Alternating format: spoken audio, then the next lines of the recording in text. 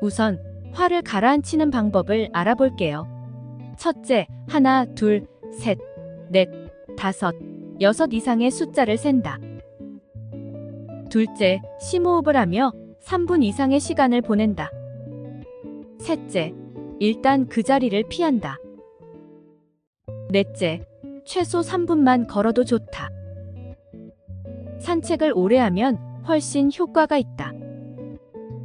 다섯째, 음악을 듣거나 거센 빗소리, 천둥소리 등의 백색 소음에 나를 맡긴다. 화가 나면 앞뒤 가리지 않고 즉각 반응하게 됩니다. 따라서 우선 멈춤이 필요합니다.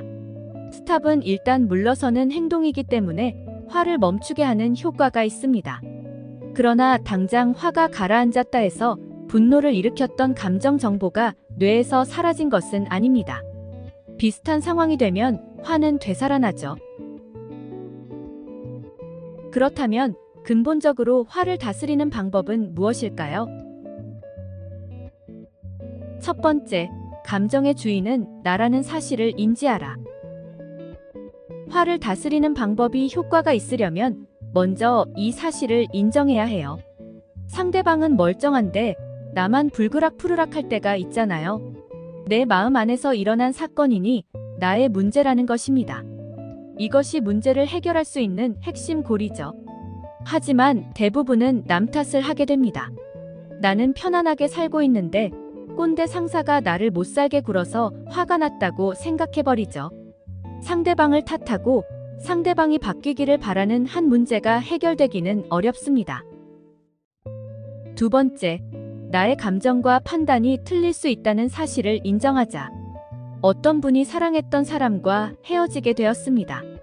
미련이 남아서인지 그 남자의 인스타가 궁금했답니다. 그런데 하필이면 다른 여자와 웃고 있는 사진을 보게 되었습니다. 이미 헤어졌는데도 어떻게 이럴 수가 있냐? 싶더랍니다. 어느 날 길을 가다가 그 남자를 보게 되었습니다. 뒷모습만 봐도 너무 미운데 그 남자가 휙 돌아보더랍니다.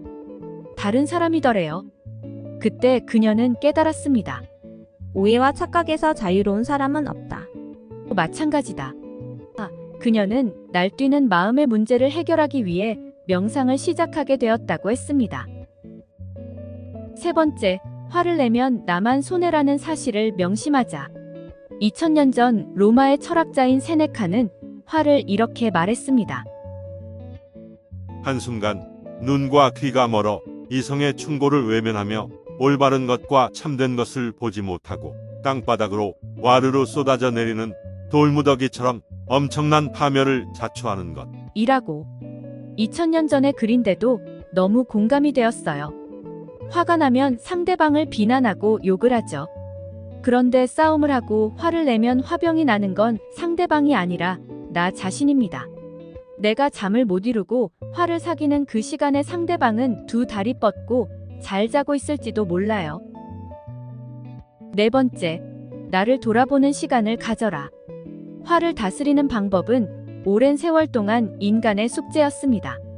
그래서인지 화에 대한 설명과 조언은 인터넷만 검색해도 많이 찾을 수 있습니다. 그러나 실천은 늘 어렵죠. 화로부터 자유로워지려면 우선 화가 난 원인을 돌아봐야 합니다. 가시가 박혔으면 가시가 어디에 어떻게 박혔는지 알아야 뽑을 수 있는 것과 같은 이치입니다. 내 마음에 박힌 가시를 찾는 것이 자기 돌아보기 명상입니다.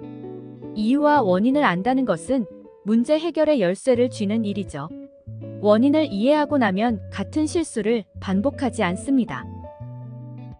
다섯 번째, 화의 원인인 마음 버리기. 깨끗한 방을 원한다면 쓰레기를 치우고 버려야겠죠. 내가 달라지고 내 삶이 변화되려면 불행의 원인이 된 마음을 찾아서 버리면 됩니다. 화를 다스리는 가장 근본적이고 지혜로운 방법은 마음을 버리는 것입니다. 하나, 생각의 차이로 화가 날 때. 흔히 나와 생각이 다르면 화를 내게 됩니다. 그래서 먼저 각자 생각이 다르다는 것을 인정하고 두 번째로 내 생각만 맞다는 마음을 버립니다.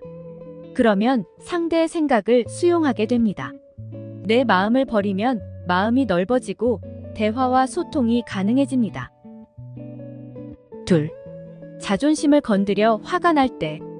누군가 나의 자존심을 건드리고 약점을 이야기하면 화를 내게 됩니다. 자존심은 자기 중심적인 편협한 마음입니다. 이 마음을 버리면 자기 고집이 없어집니다. 종의 말도 맞고 부인의 말도 맞다 했던 황해 정승처럼 말입니다. 그래서 상대가 나를 좋아하게 되고 어떤 집단에서도 잘 어울리는 사람이 될 수 있습니다. 화는 간밤의 꾼꿈처럼 실체가 없습니다. 내가 내 안에서 내 마음대로 만든 감정이고 허상입니다. 눈을 감고 명상을 하면 이 원리를 마음에서 제대로 깨닫게 됩니다. 이 사실만 정확하게 인지해도 화와 분노는 너무 쉽게 다스려집니다. 화를 다스리기 위해 자기를 돌아보는 5가지 이유는: 첫째, 화를 낼 때는 자기 모습을 알기 어렵습니다. 감정에 휩싸이면 자기 감정에 푹 빠지게 됩니다.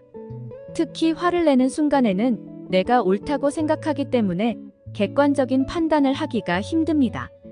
그리고 내가 옳다는 것을 주장하기 위해 더 화를 내게 됩니다.